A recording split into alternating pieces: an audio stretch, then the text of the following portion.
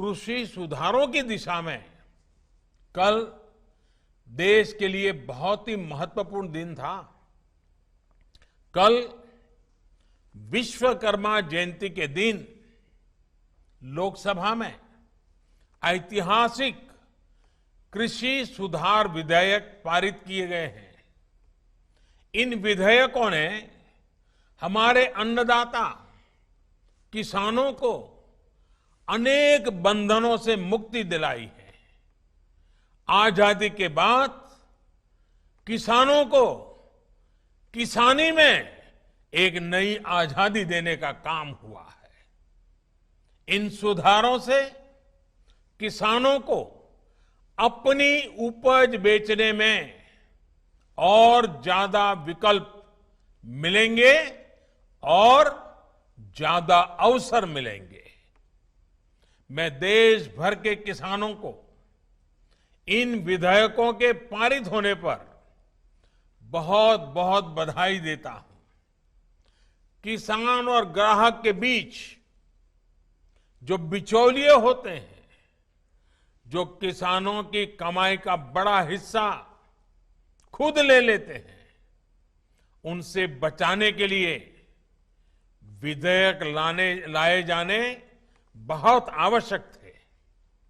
ये विधेयक किसानों के लिए रक्षा कवच बनकर के आए हैं। लेकिन कुछ लोग, जो लोग दशकों तक देश में शासन करते रहे हैं, सत्ता में रहे हैं, देश पर राज किया है, वो लोग किसानों को इस विषय पर भ्रमित करने की कोशिश कर रहे हैं, किसानों से झूठ बोल रहे हैं। साथियों, चुनाव के समय किसानों को लुभाने के लिए बड़ी बड़ी बातें करते थे, लिखित में करते थे, अपने घोषणा पत्र में डालते थे और चुनाव के बाद भूल जाते थे। और आज जब वही चीजें जो इतने दशकों तक देश में राज करने वाले लोगों के मैनिफेस्टो में है, वही चीजें भारतीय जनता पार्टी एनडीए सरकार कर रही है, किसानों को समर्पित हमारी ये सरकार कर रही है, तो ये भांति भांति के भ्रम फैला रहे हैं। जिस एपीएमसी एक्ट को लेकर अब ये लोग राजनीति कर रहे हैं, एग्रीकल्चर मार्केट के प्रावधानों में बदलाव का विरोध कर रहे हैं, उसी बदलाव की बात इन लोगों ने अपने घोषणा पत्र में भी लिखी थी। लेकिन अब जब एनडीए सरकार ने यह बदलाव कर दिया है, तो ये लोग इसका विरोध करने पर, झूठ फैलाने पर, भ्रम फैलाने पर उतर आए हैं। सिर्फ विरोध के लिए विरोध करने का ये एक के बाद एक अनेक उदाहरण सामने आ रहे हैं। लेकिन ये लोग ये भूल रहे हैं कि देश का किसान कितना जागृत है। वो ये देख रहा है कि कुछ लोगों को, किसानों को मिल रहे नए अवसर उनको पसंद नहीं आ रहे हैं।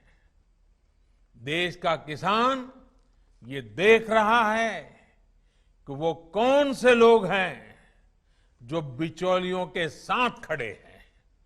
साथियों, ये लोग एमएसपी को लेकर बड़ी बड़ी बातें करते थे, लेकिन कभी अपना वायदा पूरा नहीं किया।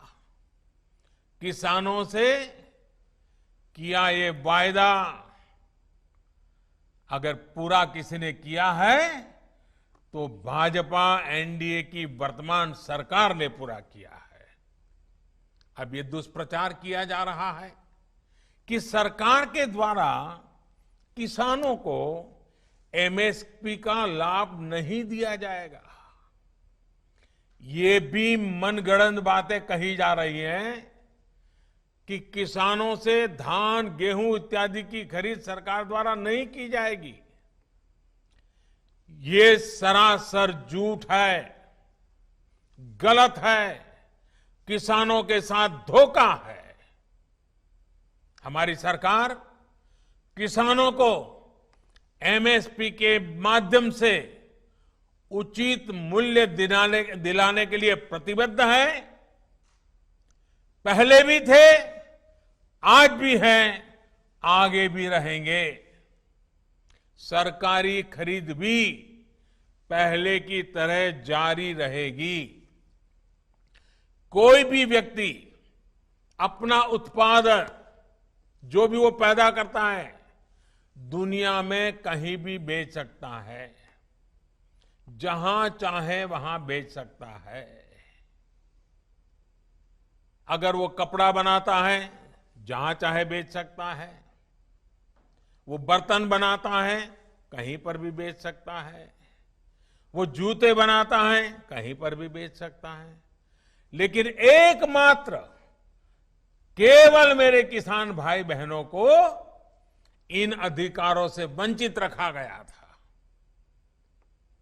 मजबूर किया गया था। अब नए प्रावधान लागू होने के कारण किसान अपनी फसल वो देश के किसी भी बाजार में अपनी मनचाही कीमत पर बेच सकेगा।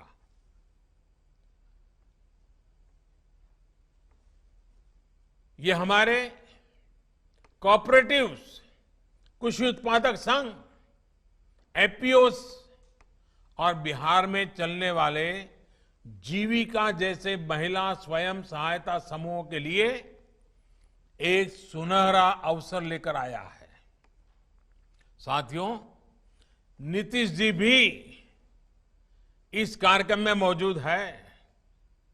वो भली भांति समझते हैं कि एपीएमसी एक्ट से किसानों का क्या क्या नुकसान होता रहा है। यही वजह है कि बिहार का मुख्यमंत्री बनने के बाद अपने शुरुआती वर्षों में ही नीतीश जी ने बिहार में इस कानून को हटा दिया था।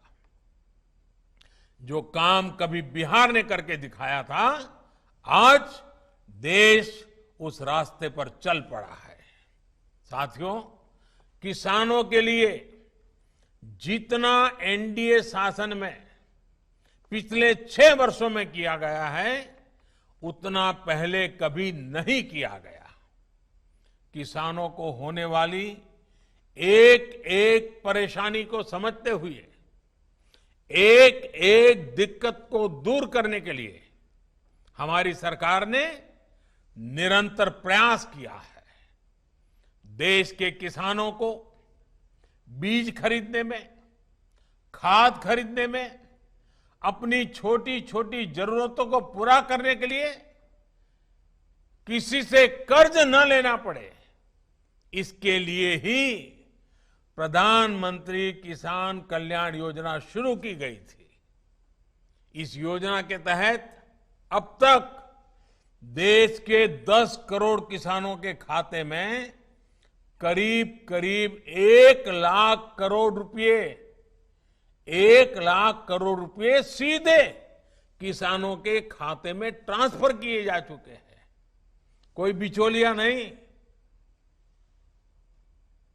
किसानों को पानी की दिक्कत ना हो, किसानों से अटकी पड़ी सिंचाई, दशकों से अटकी पड़ी सिंचाई, वो परियोजनाएं पूरी हो, इसके लिए प्रधानमंत्री कृषि सिंचाई योजना पर करीब 1 लाख करोड़ रुपए खर्च किए जा रहे हैं। वो यूरिया जिसके लिए लंबी लंबी लाइनें लगती थी, जो किसानों के खेत में कम और फैक्ट्रियों में ज्यादा आसानी से पहुंच जाता था, अब उसकी 100% निम कोटिंग की जा रही है। आज देश में बड़े स्तर पर कोल्ड स्टोरेज का नेटवर्क तैयार किया जा रहा है। फूड प्रोसेसिंग से जुड़े उद्योगों पर भारी निवेश किया जा रहा है। 1 लाख करोड़ रुपए का एग्रीकल्चर इंफ्रास्ट्रक्चर फंड बनाया जा रहा है।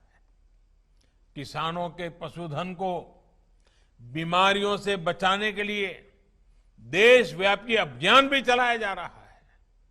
मछली उत्पादन बढ़ाने के लिए, मुर्गी पालन को प्रोत्साहन के लिए, शहद उत्पादन बढ़ाने के लिए, दूध उत्पादन बढ़ाने के लिए किसानों को आय बढ़ाने के अतिरिक्त विकल्प देने के लिए केंद्र सरकार निरंतर कार्य कर रही है। साथियों, मैं आज देश के किसानों को बड़ी नम्रतापूर्वक अपनी बात बताना चाहता हूं, संदेश देना चाहता हूं। आप किसी भी तरह के भ्रम में मत पड़िए। इन लोगों से देश के किसानों को सतर्क रहना बहुत जरूरी है। ऐसे लोगों से सावधान रहें जिन्होंने दशकों तक देश पर राज किया और जो आज किसानों से झूठ बोल रहे हैं। वो लोग किसानों की रक्षा का ढिंढोरा पीट रहे हैं, लेकिन दरअसल वे किसानों को अनेक बंधनों में जकड़कर रखना चाहते हैं। वो लोग बिचौलियों का साथ दे रहे हैं। वो लोग किसानों की कमाई को बीच में लूटने वालों का साथ दे रहे हैं। किसानों को अपनी उपज देश में कहीं पर भी किसी को भी बेचने की आजादी देना बहुत ऐतिहासिक कदम है। 21वीं सदी में भारत का किसान बंधनों में नहीं, भारत का किसान खुल करके खेती करेगा, जहां मन आएगा अपनी उपज बेचेगा, जहां ज्यादा पैसा मिलेगा वहां बेचेगा, किसी बिचौलिए का मोहताज नहीं रहेगा और अपनी उपज, अपनी आय भी बढ़ाएगा। ये देश की जरूरत है और समय की मांग भी है।